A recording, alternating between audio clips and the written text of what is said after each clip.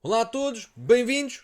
Hoje estamos aqui para fazer um vídeo diferente, ou seja, vamos abordar o clássico em duas partes. Hoje é a parte 1, amanhã será a parte 2 e hoje temos aqui três fatores que, na minha opinião, são imperiais para estar em campo para que o Benfica consiga levar de vencida, ou pelo menos facilitar a abordagem ao jogo no Dragão frente ao Futebol Clube do Porto, que tem 9 jogos, 9 vitórias, tem muitos gols marcados, tem poucos gols sofridos, só tem dois. Um foi ontem, com uma equipa B praticamente em campo, e o outro foi um autogol, portanto, em Alvalade. Portanto, estamos a falar de uma equipa que tem estado muito forte no seu processo defensivo, uma equipa que gosta de pressionar, e por isso trago aqui três coisas que eu acho que o Benfica tem que ter para levar este jogo a bom porto.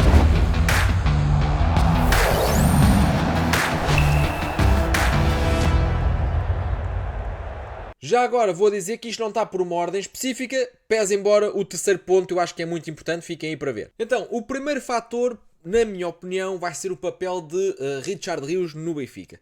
Tem tido um começo complicado, tem tido uma adaptação à Europa complicada. O presidente Rui Costa falou ontem e disse que não está aqui muito preocupado, embora reconheça que não tem começado muito bem, mas que é um processo de adaptação.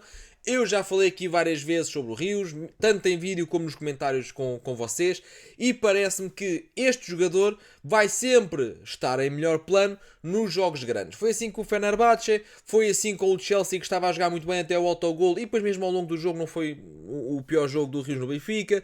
E eu acho que neste jogo de muito combate, acredito eu, de muito duelo, acredito eu também, no Estádio do Dragão, Rios pode ser bastante importante. Agora, o que é que eu acho que tem que haver em campo para que Rios se sinta confortável? Ou seja, eu acho que Sudakov vai ser sempre melhor a jogar no corredor central do que no corredor esquerdo, como foi no último jogo.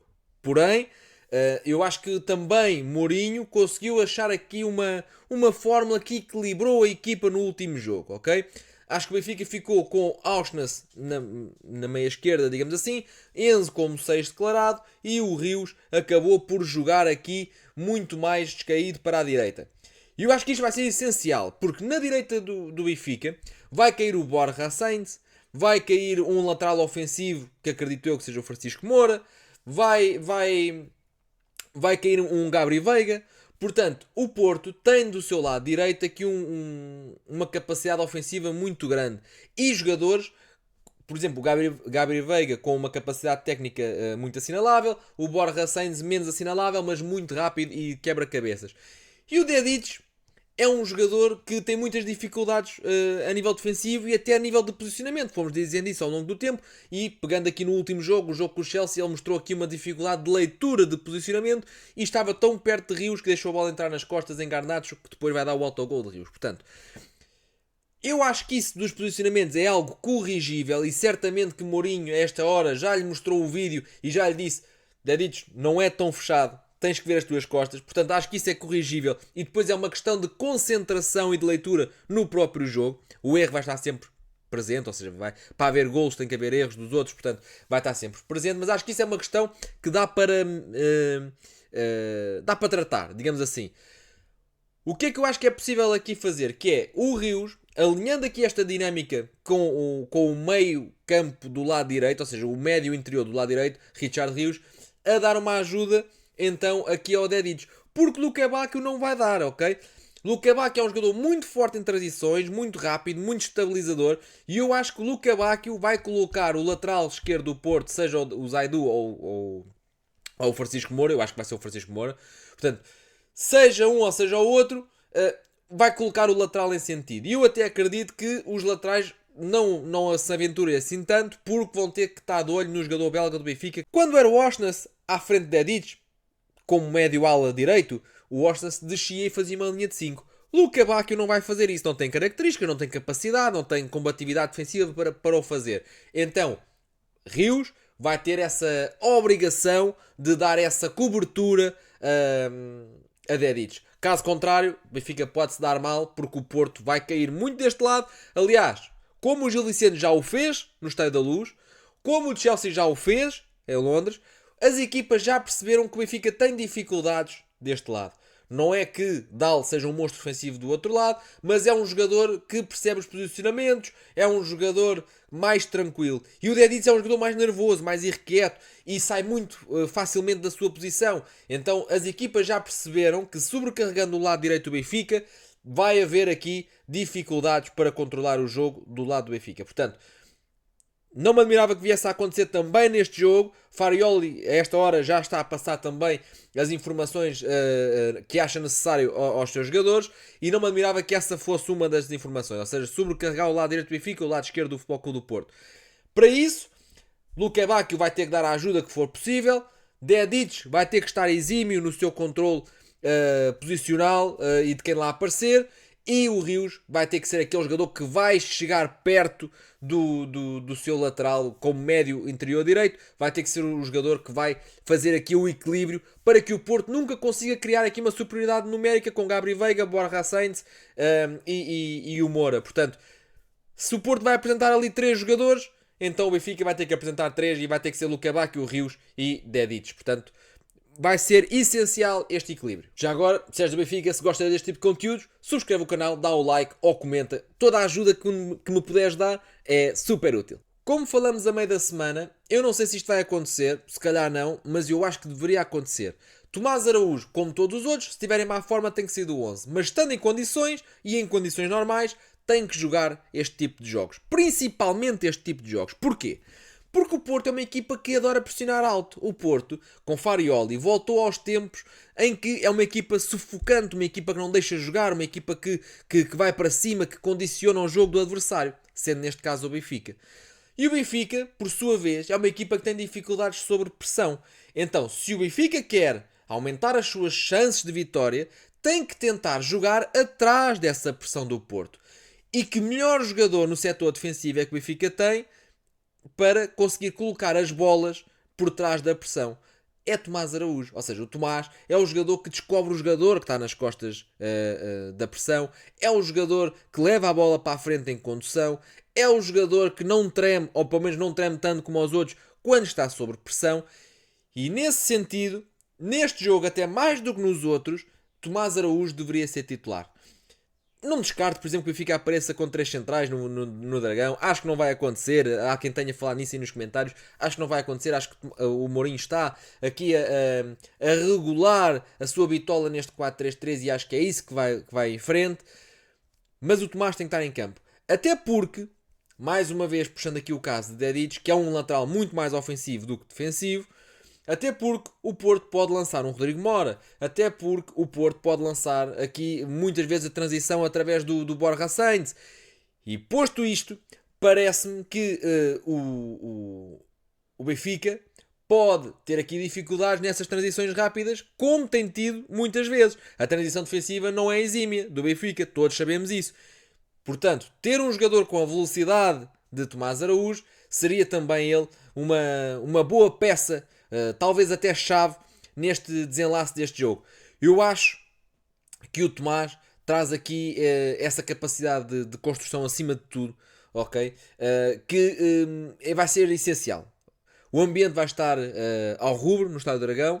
A pressão sobre a equipa do Benfica vai ser enorme, porque o Benfica pode sair a 7 pontos e fica com o campeonato muito complicado, porque não é só 7 pontos para o Porto, pode ser depois inclusive 4 para o Sporting. Portanto, fica aqui complicado de recuperar pontos para 2 rivais diretos, caso o Benfica perca no Dragão.